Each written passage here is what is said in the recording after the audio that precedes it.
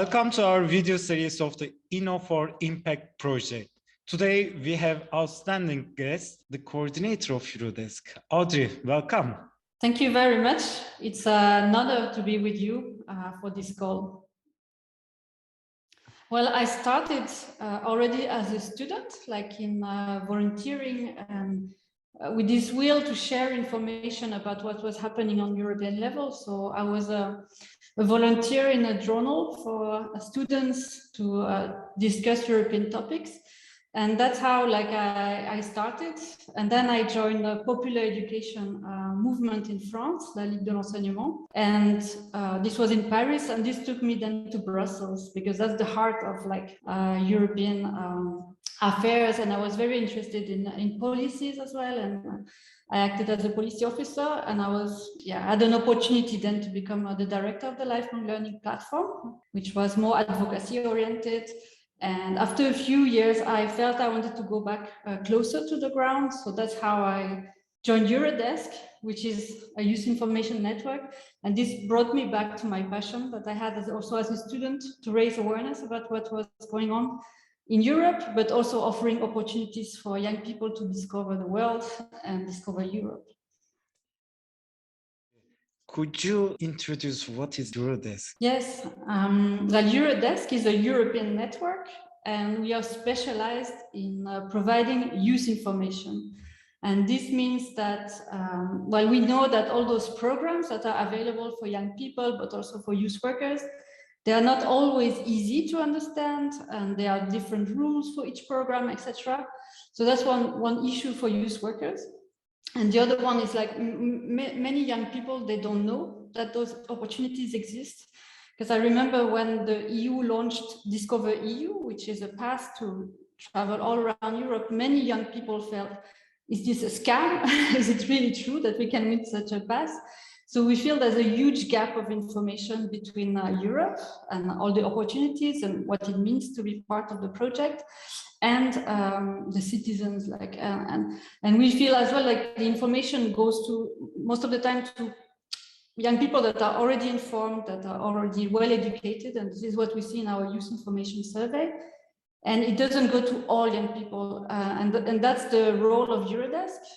That's why we were set up by the EU, is to provide a service that brings this information to people. And that's why we have the social media channels and the website, etc. But more importantly, we have multipliers on the ground that are trusted organizations that work with young people. And so they can be an intermediary between Europe and all those programs and young people, to make them real and tangible, so that young people grasp the opportunities that are offered. So that's the role of Eurodesk, basically, is to bring this information to young people and youth workers. How many countries that you are working, how many multipliers that you have? Yes, yeah, indeed. I didn't mention this important data. So Eurodesk operates with the 36 Eurodesk centers, and they federate more than 1,600 local multipliers. And those multipliers, they are either youth information centers, youth centers, municipalities, cultural associations, and they are really the organizations that are on the ground in contact with young people. So that's really a strong added value for us in bringing the information to the people where they are. I'm a youth worker from Turkey. I would like to be one of your multipliers. How it works? No, I mean, each country has its own strategy. So, for example, in the case of Turkey, we have a lot of multipliers. It's a very dynamic network, and we really love our Eurodesk multipliers in Turkey because they are very active and they take part in European activities. So basically, if you want to join the network, you will get to know very nice people and very active people in it. You have to go through your Eurodesk Turkey center, because they have an annual call to select their multipliers. It's the Eurodesk national office that has this role in recruiting and managing those networks at national level. How do you ensure the quality of these organizations? Well, on the quality side, we have a Eurodesk quality catalog.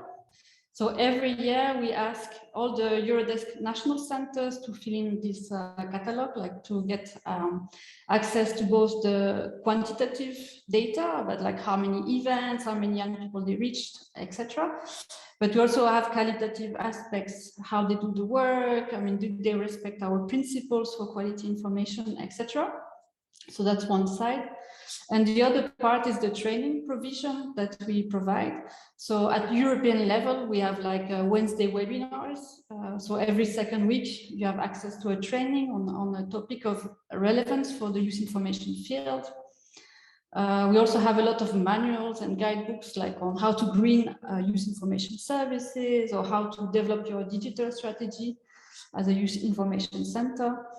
And we also have trainings that are more like traditional, like face-to-face trainings on key topics. So we will have the next one, for example, on inclusion. So how to reach out and build like a more inclusive strategy. So we offer a lot of opportunities to develop youth work and the quality of youth work in our network at European level, as I said, but also then each national Eurodesk has the opportunity to develop its own strategy and to use the resources that are developed also at European level, because we have also a qualifying training program for multipliers, and each country can adapt it and run the trainings at national level. I'm a young person. I have a question regarding to, let's say, European Solidarity Corps. How I can ask Eurodesk? Well, you have two options. Either you are on the European Youth Portal, which is hosting the Solidarity Corps, and you have a doubt, then you can ask a question, which is an option on the EYP that you can ask a question. And if you select Turkish as a language or any other language, the question will arrive in the Eurodesk center that is related to the language. So it will arrive to Eurodesk Turkey, for example, if you selected Turkish. And it's the Eurodesk office then will answer the inquiry. So that's one way through the portal. And the other way is to look at the Eurodesk map that we have on the eurodesk.eu website. And then you can localize like the closest Eurodesk office. So it can be a multiplier or a national Eurodesk center.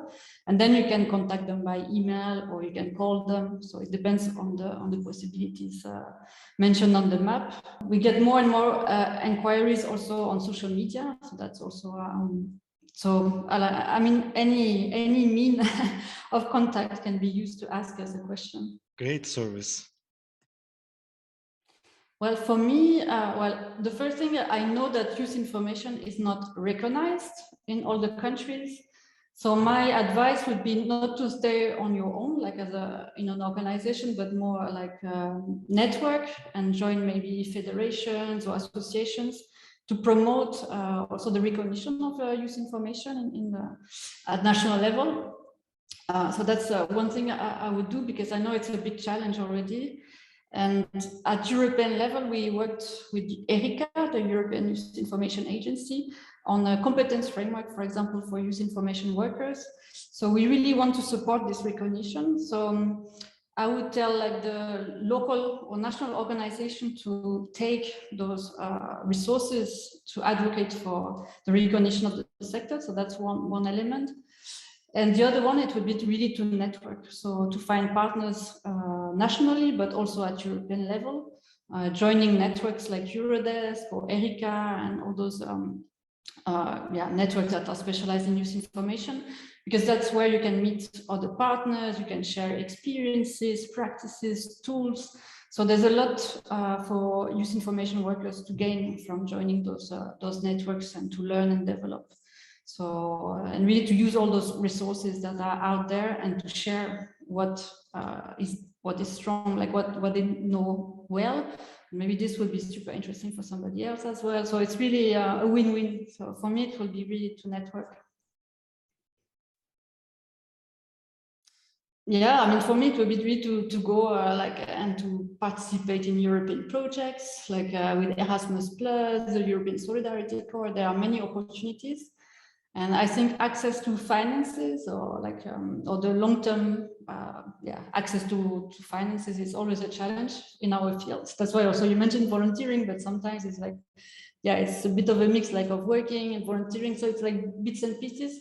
So I think also looking at European grants or funding can also be something in complement to national funding. So so as I said, it's good also to grow and develop and learn new things, but it's also a way to reinforce the sustainability of the sector by adding I don't know, like to fundraise, let's say.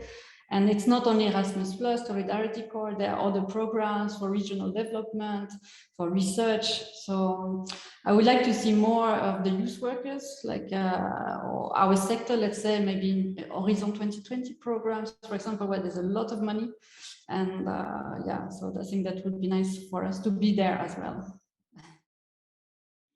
Dear Audrey, I really appreciate your prompt reply, because when I send the email, immediately I receive the response and you accept our invitation. Thank you very much for all information that you share with us. You're welcome. I was very happy to have this discussion with you. So good luck with the project and with the development of quality and innovation youth work. Thanks for watching the Inno for Impact video series. See you.